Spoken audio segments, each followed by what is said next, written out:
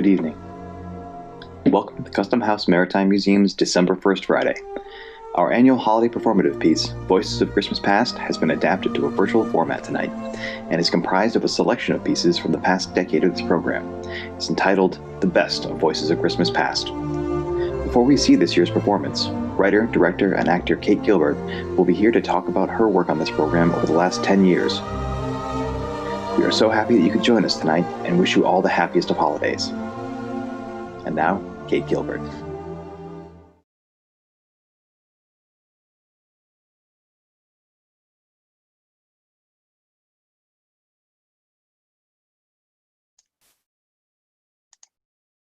Hello, everybody.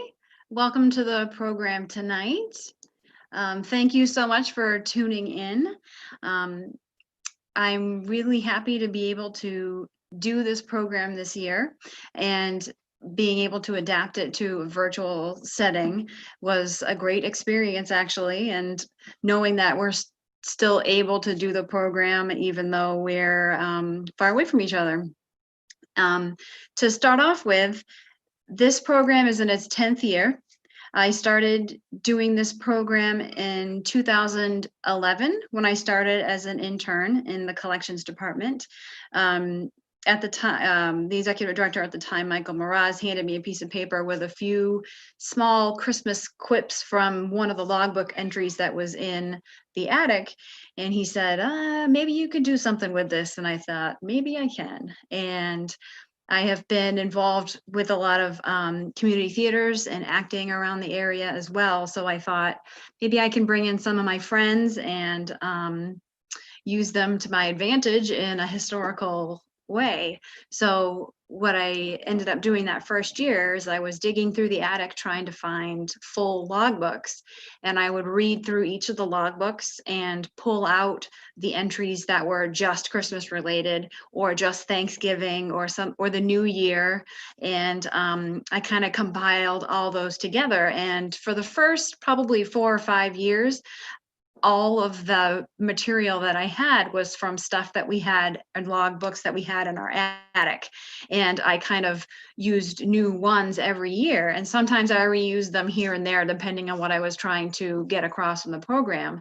But it wasn't for quite a few years that I needed to actually go outside the museum to find more and more entries. And I was able to find more up at the old Museum of Newburyport.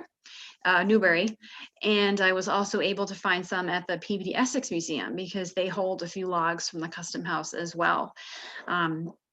Let's see, last year we did the wreck of the Pocahontas, which I took out of a log, and a few different stories from that. There were a few newspaper articles, there were a few letters that I found, and I was able to piece together kind of a story for that.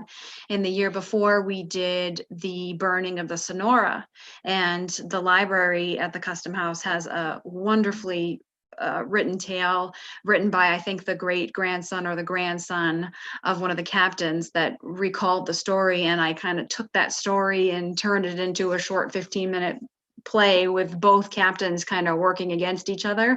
And so the program has taken many forms over the years. So I thought, for the 10th anniversary, we're all going to be home anyway, let's do a best of. So I went through all of my scripts from the past 10 years, and I kind of pulled out my favorite ones that I've gone back to time and again, and ones that I think about whenever I'm writing the show that make me smile.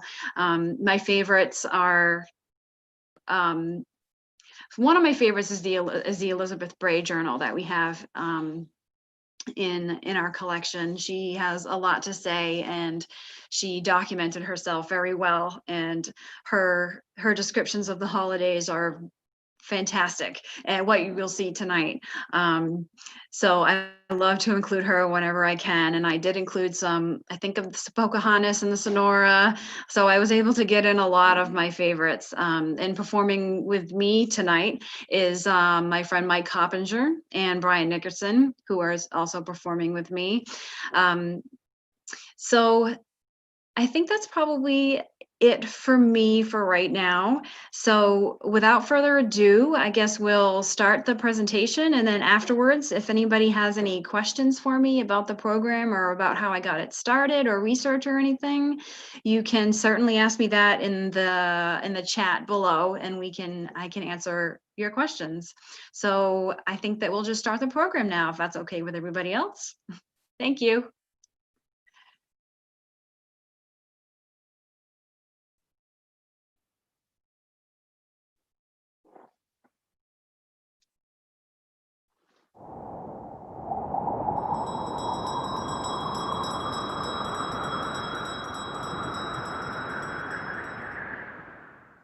Welcome to the Voices of Christmas Past.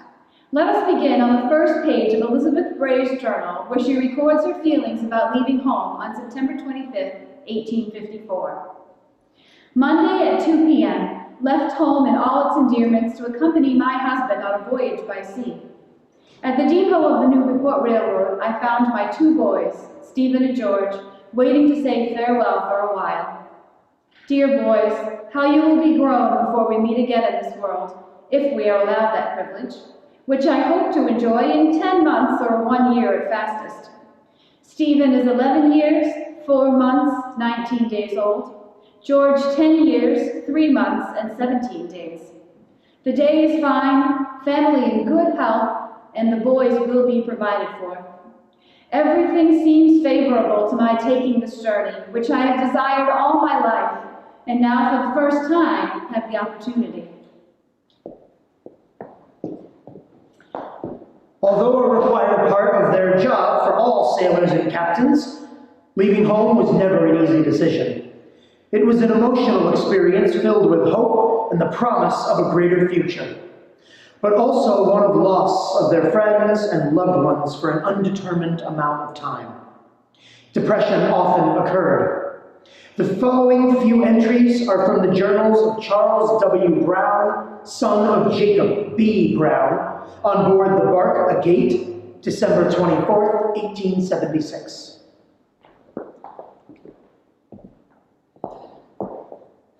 While people on land are decorating and celebrating this Christmas Eve, and everything ashore is joy, festivity, and mirth, we poor wretches, away out on the stormy ocean, are tossing about, even the elements conspiring to make the day as miserable as possible.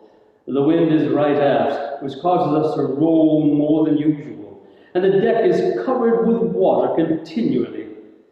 The sun has not been out all day, and it's cold and dreary. I have not felt so downhearted since leaving home.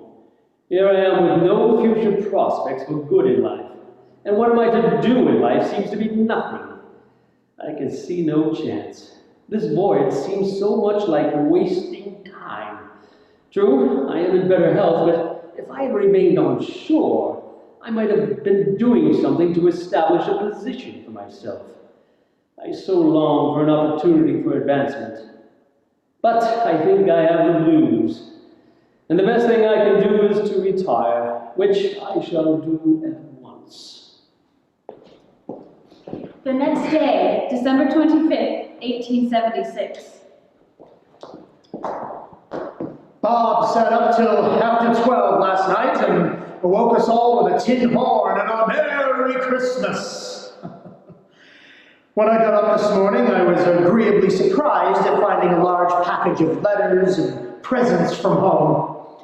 It seemed to be a direct communication with our loved ones at home, and how I should like to thank personally the kind friends who remembered me. The presents were selected with much better taste than I could have exercised had I got them myself, and were just what I wished. But I think the letters were more acceptable than anything else. No person can tell, except from experience, how welcome a letter from home is after a long absence at sea. 4 weeks from today, we hope to be among the islands of the Eastern Passage, and we are all anticipating a great deal of pleasure in being in sight of the land every day, and trading with the natives for fruits and curiosities, and perhaps getting gobbled by cannibals. While on these lengthy voyages, many captains or captains' wives recorded their feelings about extraordinary events known to history. Some were even witness to these events. Here, Elizabeth records her feelings about the Civil War from a Northerner's perspective on July 4th, 1861. The birthday of the United States of America, far from home and the country we love. We know not what discord this day may be sending, but hope for the best, that peace may once more be restored to the land of the free and the home of the brave, and that when we return to our home, the stars and stripes may float unbroken over the whole nation. As the Civil War progressed on, another event was actually recorded on Christmas Day by Captain Lawrence W. Brown aboard a voyage from New York to Australia, China, and homebound. This entry was written just one day before the ship was boarded by Captain Semmes of the Confederate States steamer Alabama and burned. Written on December 25th, 1863.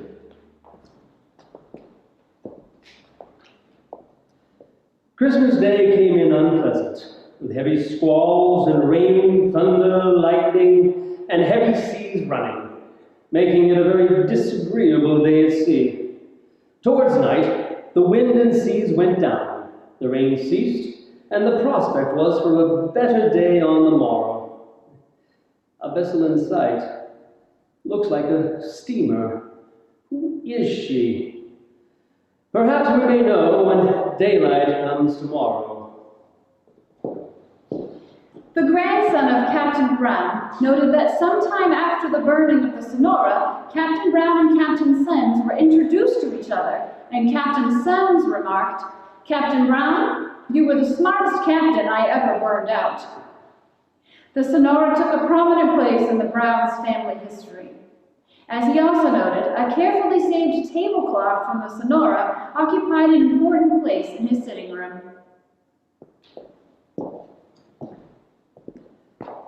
Another holiday disaster occurred on December 23rd, 1839.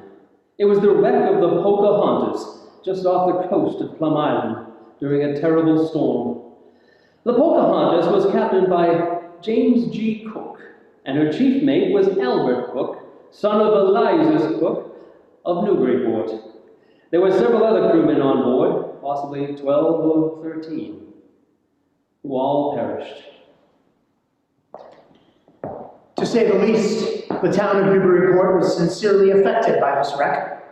The trauma of the wreck was terrible for the loss of life alone, but also for the fact that it was within a saving distance from the beach, and no one could help them.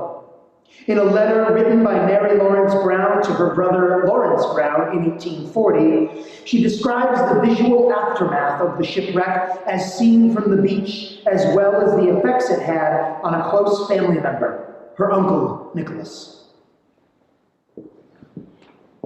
Last Monday brought a very pleasant day, and we thought we would take a walk down to Plum Island and spend the day.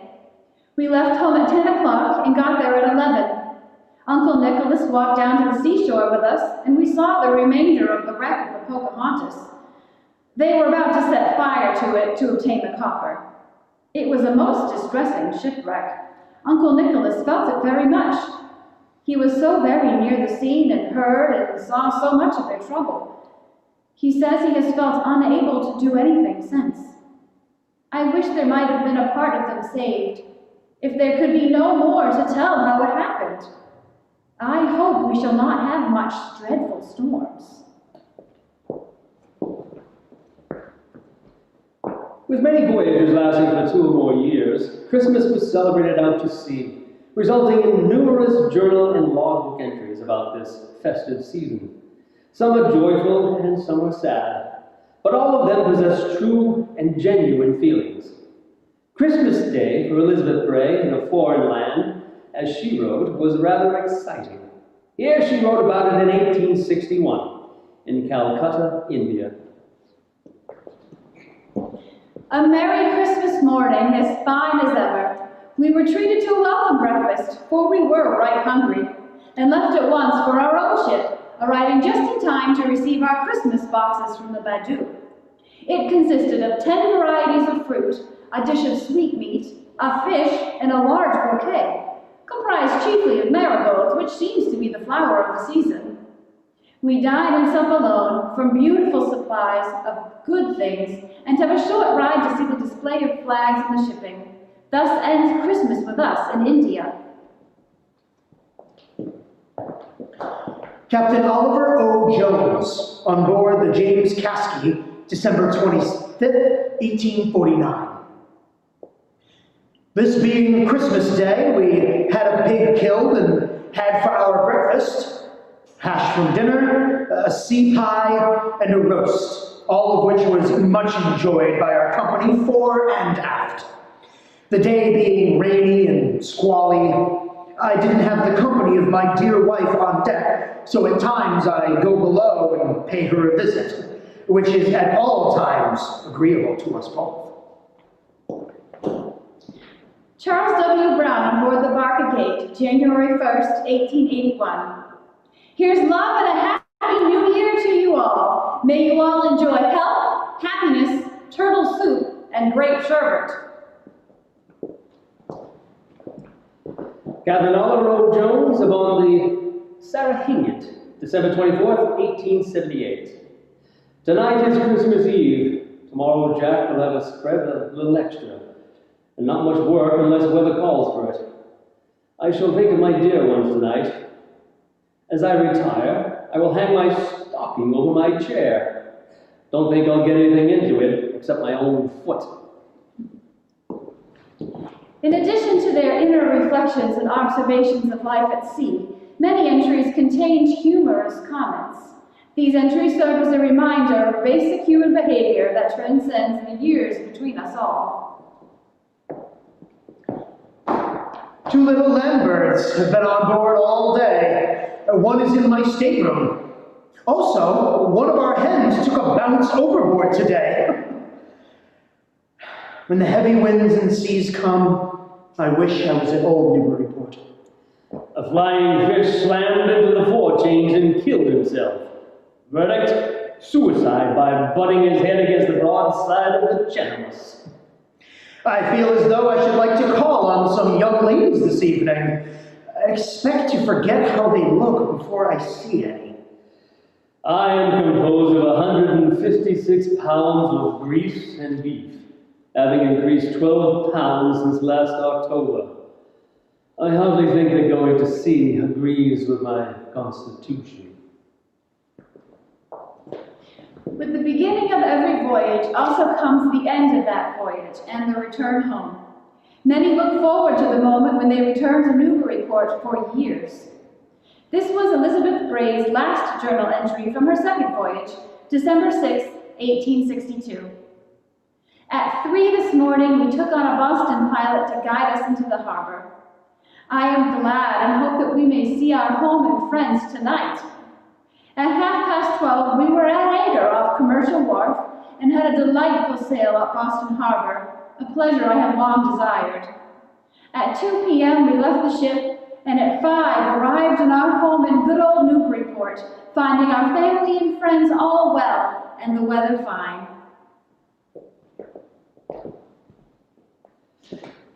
I think one result of my voyage will be to teach me to always make the best of things under any circumstances. It is a somewhat hard lesson to learn, especially since necessity is a hard master, to say the least. But I am learning the rudiments thoroughly. I have been out on the stormy deep, amidst the raging elements, the battling of many waters, and returned safe, unscathed, as if my feet had been walking upon dry land. I have been allowed to return and find those who bid me farewell and kind wishes for my success, now able to come forward and extend their cordial greeting. May the feelings written down by the travelers you've heard from tonight resonate with you this Christmas season. We will close the evening with a Christmas Day entry that fully embodies the feelings of most Newburyport captains and sailors away from home at Christmas time. It was written by a captain's son, Charles Brown, on board the Agate, bound from New York to Shanghai, December 25th, 1876. Today is Christmas. To all outward appearances, the same as any other day to us. But we all seem to think of the past on such days as these. They are the milestones of our existence, and better thoughts and feelings animate us today than commonly. Peace on earth, goodwill toward men, has the same signification to us as to others who are in a position more to be enjoyed. We had our last turkey for dinner.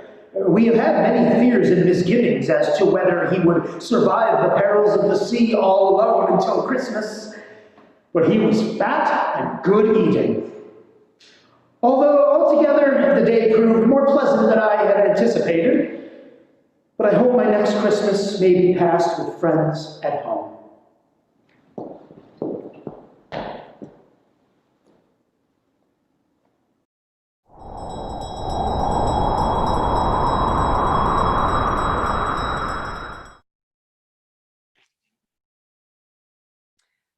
Hello, everyone. Kate, that was spectacular. I always find that people really seem to be very receptive to this evening's Voices of the Past. I was only able to attend last year's as part of invitation night, and the comments from people were nothing but praise. In fact, some people even said that they became members after attending that evening because they felt so touched and moved with you bringing life to so many of the voices of the past.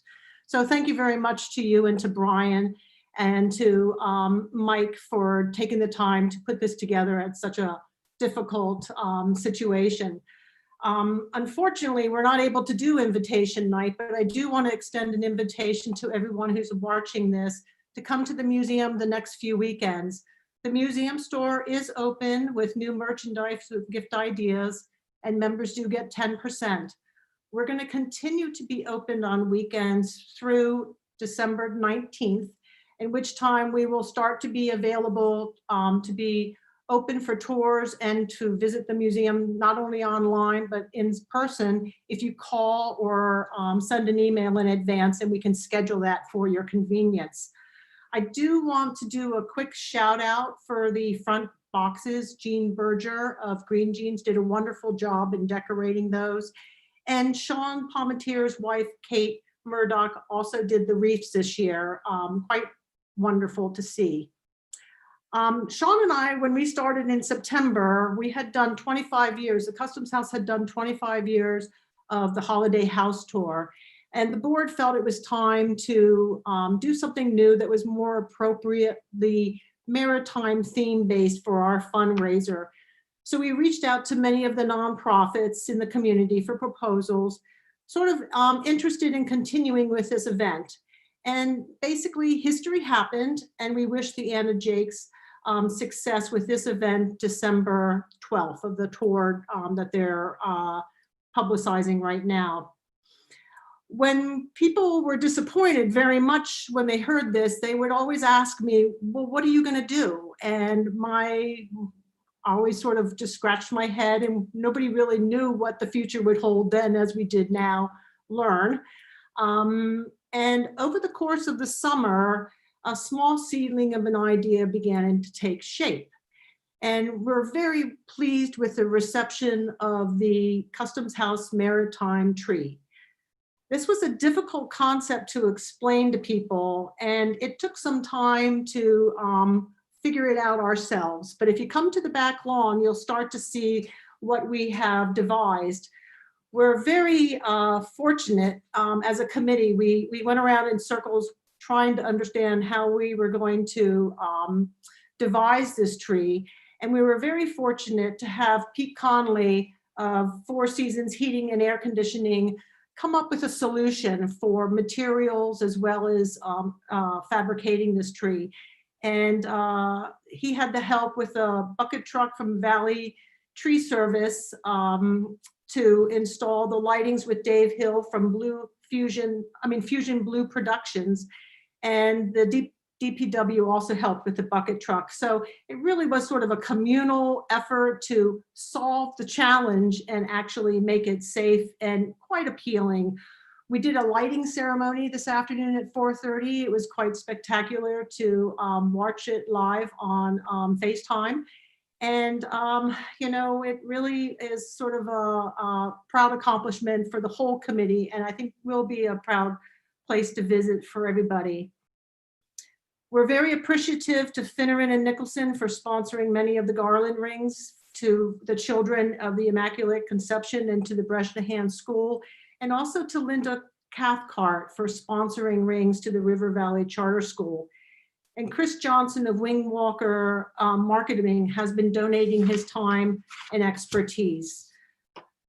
So the Custom House Maritime Tree is more than just a fundraiser for us. We thought to open it up to many of the other nonprofits to promote or fundraise. We wanted to create a safe event for the community outside, wearing masks and social distancing, and really bring a sense of the community and tying everyone together at this difficult time. We have approximately 14 other participants on the back lawn. You may notice that at the tree topper, at the top of the tree is actually gilded steel that David Mack made for the Museum of Old Newbury to auction off. The Actor Studio of Newburyport has the gift bags at the base of the tree for $10 that they can buy in the store, or you can also text 707070 with a subject line goodie bags. And the Firehouse Center for the Arts is doing a wonderful job where they're doing, I believe, holiday 6-packs. These are tickets that are for sale for $100 that will be good for 5 years, which is just incredible. I think everyone should buy 5, so that way you have 5 years of theater that you can use anytime with family and visiting friends. You can buy their tickets online at their website. Lowe's Boat Shop did a great job in bringing a dory for us as a great photo app or photo opportunity. And the children today were really enjoying the ability to climb in and out of the boat while they're waiting for the trees to be lit. They are also selling their planter boxes at the Beach Plum Flower Shop. And don't forget that their open house goes through until December 6th. Several works of art were also placed by the Newburyport Art Association. We're fortunate to have 2 sculptures, Madeline Long and Joseph Bray. Really wonderful. I hope this is the first of much collaboration in showing and displaying some of this talented artist work. But more importantly, there is a food bin. So when you do come to visit and see all this wonderful stuff, bring a canned item or a box of something that you can slip into the food bin for the Yankee homecoming. They're collecting foods for various food pantries locally. And the other signs that you see, some of them which are the Newburyport Horticultural Society or the Community Service of Newburyport, are really there for just making sure they're not forgotten at this time of year. Wonderful businesses have stepped forward to decorate and buy a lot of these rings. The Institution of Savings did a great job. They did 6 rings. They did one for teachers and nurses and one for city officials. So it really is inspiring to see so many people coming together. Our goal is to fill up this tree. We're still selling them. You can buy alifering.com.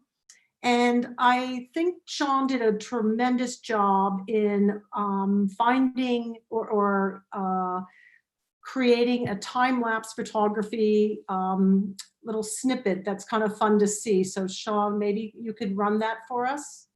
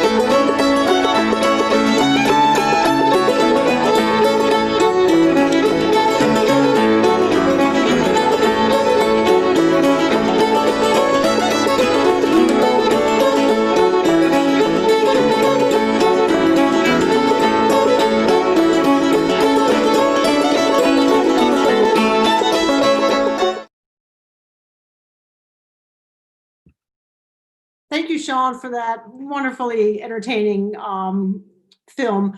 This concludes my commercial break. I feel like I sort of interrupted the program in many respects, and I really want to get back to the point of why we really have gathered here with Voices of the Past and have the opportunity for others to unmute themselves and ask Brian or Kate and Mike some of the questions that might have crossed your mind over the years, but maybe you didn't have the time or the chance to ask a question. So I don't see any questions at the moment in the chat room. I do have one question for you, Kate, if you can turn on your mic. You know, how did you come up with Voices of the Past? I mean, I feel like that's a wonderful sort of way to explain who these individuals are. Was that sort of something that just caught your eye, or you came up with one night on how to launch this production? Hi, Joan. Thanks so much for asking that. It's telling me that I can't start my video because somebody needs to start it for me. Oh, look at that. Here it is.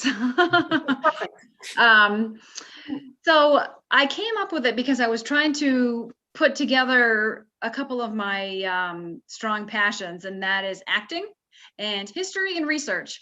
And I thought, if someone could just give me the opportunity, and they did, and they said, run with it. So I said, okay.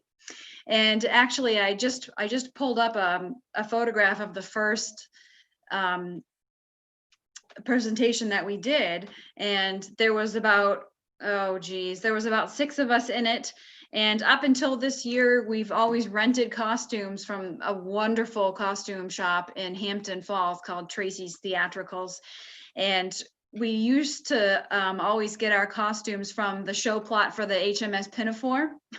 So we had great costumes of captains and captains' wives, and just, it was just such a fun time. And when I saw that kind of coming together in my head, and I had that connection with the woman that owns the costume shop. So I kind of said to her, I know it's not technically a show, but I'm thinking about doing this. And she said, oh, we can do that for you. And I said, all right, if I can get the costumes, then we can make this happen. And it was just kind of something organically that happened. When I first saw those entries in that logbook, I thought, this could be a show. This is telling a story. It's not a traditional story in the way that we think of it now, but the way that these men and women recorded their thoughts at sea, it's poetic, and it needed to be told. And I thought that bringing some of the pieces that we have in the collection to life for our members, and it's not just the things that you see all the time, but the things that are kind of buried and that speak to human experience, those are the kind of things that I like to bring to life. And this Voices of Christmas Past is just the perfect way, I think, to dig into the collection, expose it to the members and the public at large, and to be able to share that human experience that connects us, no matter what time period we're in. These entries could have been written yesterday. You wouldn't even know, because it's that human piece that comes together to tell that kind of timeless story. And that was kind of the way that I was thinking when I first put together the project. And I have a really close core group of friends that I used to do acting with. And we kind of all met over at the Amesbury Playhouse when it was still open, which actually closed in, I think, 2011. So that kind of coincided nicely, gave us something to do. So yeah, that's how it first came to be. And then it kind of grew from there. So thanks for that question. That's great. Does anybody else want to turn on their mic and ask a question? Susan just wrote in the chat, Kate, are you still working on a book for Elizabeth Bray? I would say that Kevin and I are still working together doing research on Elizabeth Bray. Not quite sure what form that will take, but I'm never going to let Elizabeth Bray go. She's one of my best friends, and I love researching in that log. I'm currently working on a full genealogy of the family still. I've actually been able to trace her back to a few founding fathers of Newbury. And I'm hoping to be able to do something with that in the future. It's kind of a slow project, but it's getting there. So I haven't forgotten about her. Besides the Elizabeth Bray Journal, how many other journals would you say you've drawn materials from? Probably 20. 20? I'm not exactly sure how many there are in the attic that I took from. It was enough material to get me through at least 5 years. So, and then there's a couple over at the Museum of Old Newbury, and I also used letters that were written back and forth between family members and written accounts of like the burning of the Sonora. I used written accounts of that, newspaper articles for the wreck of the Pocahontas. So I've ended up, when I kind of ran out of log entries for kind of this area, I started branching off and trying to find other ways that people communicated from the sea or about the sea to their family in Newburyport, in different ways of expressing that. So I'm sure that I could find more journals if I dug a little bit deeper. Certainly the Peabody Essex Museum had a good collection too, because there's a connection between those two custom houses. So the Peabody Essex does have some custom house Maritime Museum in Newburyport, a lot of artifacts too. So yeah. Was there at any point in time when you were going through this that you had this sort of like, oh my gosh moment?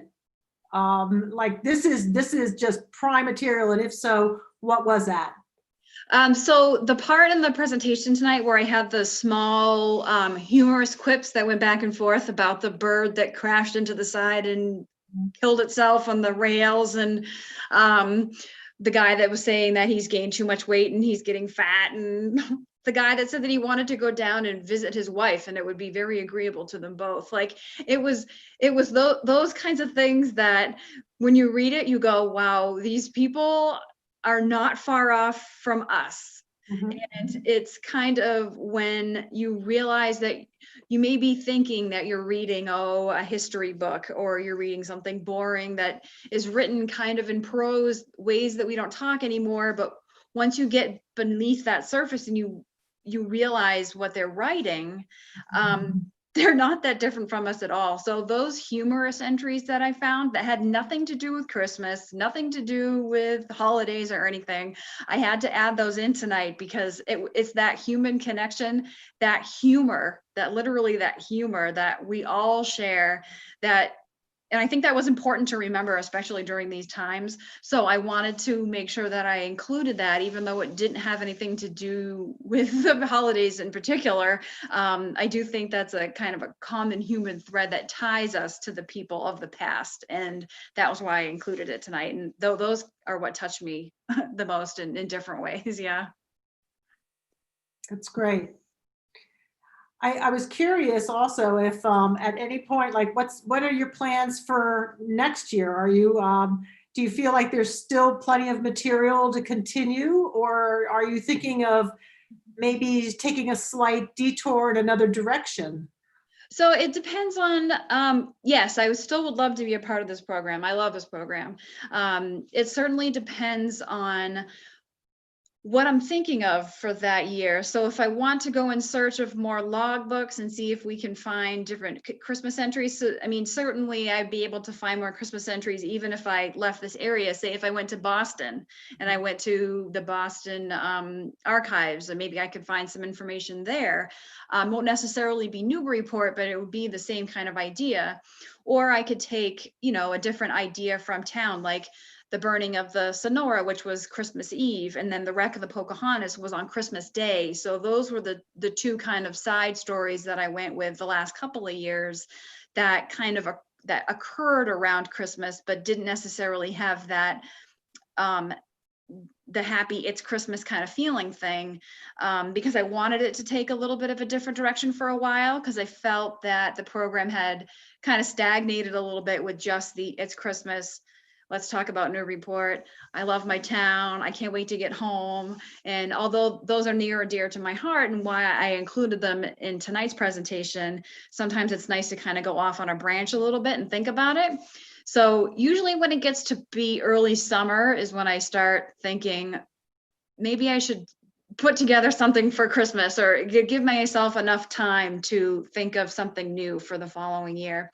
Or even depending on how the year looks with COVID, trying to figure out a new way to present it, especially if we're possibility of still being virtual or reimagined in the museum a different way. It'll just have to be how the year takes us, and if I can get into any archives anywhere and start searching. Well, we certainly appreciate your courage to step back out into this, sort of very familiar format, but in a very different spin. And I know that last year I have very fond memories of the hot cider and people arriving and having the ability to watch the presentation, but then also look around the museum. And I know that that's dearly missed this year, but I think the reading was just spot on. And I think it was wonderful that you were willing to work with Sean and have that happen this year. Great, thanks. And it was fun to be in it, because there's only been a few years where I've either had to or willingly put myself in the show, because I like to watch it and direct it. But there has been a few years that I've been in it. But this year I had a few other cast members that kind of dropped out at the last minute. So I said, I can do this. So I kind of put myself in it at the last minute. But I enjoy acting, and I've kind of been kicked out of a few shows recently because of the COVID stuff. So I enjoy getting up and doing that small recording just to kind of satisfy a little acting bug that was inside of me. So it was a little selfish. Not at all selfish. It was nice to see. Thank you. So we have 8 participants on the Zoom call tonight. I don't know how many people are watching the live stream, and if sometimes there's questions that come across that way. Sean, I think you were going to see if you could monitor that, if there's an update, or if someone wants to step in. I don't want to be controlling the dialogue. 26 on YouTube, Susan says. Are there any questions from the YouTubers? I got you, Susan. Kate, great job. Thanks, Thank you, Michael. Susan. Yeah, it was wonderful. It's always wonderful. But I was interested in seeing the YouTubers because I'm not sure if they have a path in. So I'm sure Sean will tell us on this one. But I know Elizabeth Bray is near and dear to your heart. But I'm going to ask another question, because of all the manuscripts that you have been using, I'm sure there's 1 or 2 that you're going to tell me that is second to hers. That was those were your go-to. So could you share that with us? Sure. Captain Oliver O. Jones has a journal upstairs in the collection of the Custom House that I pulled a lot of information from. He was very prolific, and every time that he wrote 3 pages on the weather, and sometimes he would remark on, the basic stuff, weather, wind, that kind of stuff. But he really went into detail about some of the experiences that he had. And I got a lot of entries from him specifically. And if you were listening tonight, I think that his name repeated a few times this evening because he just had a lot of interesting things to say. So in my best of program, he got a lot of the best of lines, let's say, because he had a lot to say. And also the other piece that I found really interesting was the small book that's in the library that's written about the burning of the Sonora. And because I don't have it in front of me or anything like that, I think it was the grandson of Captain Semmes, don't quote me, if anybody can rectify that, that actually wrote it. And I think he interviewed his grandfather and possibly even the other captain in writing that story.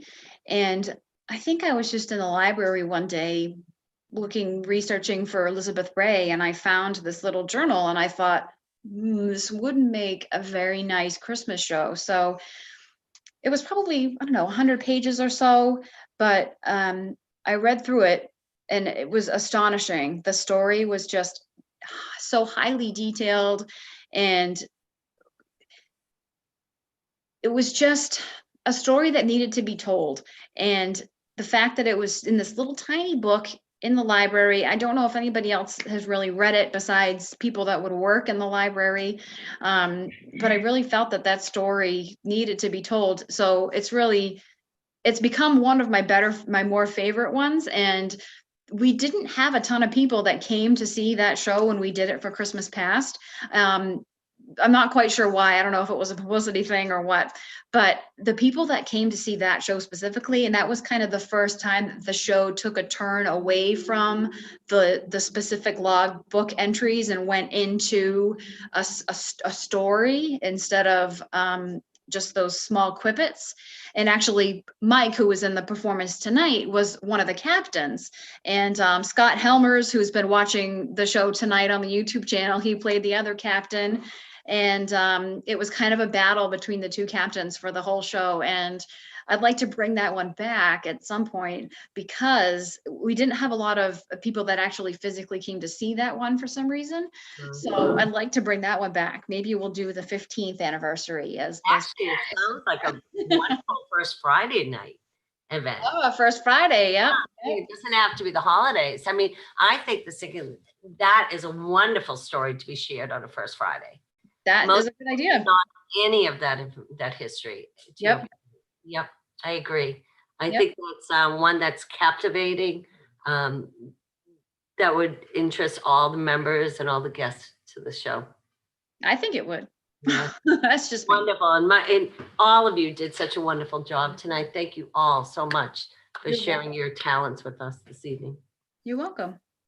Well, I wanted to also really thank Brian Nickerson and Mike Copperger for, joining and coming in. And I see that they're both on, so, or at least Nick's standing to your side.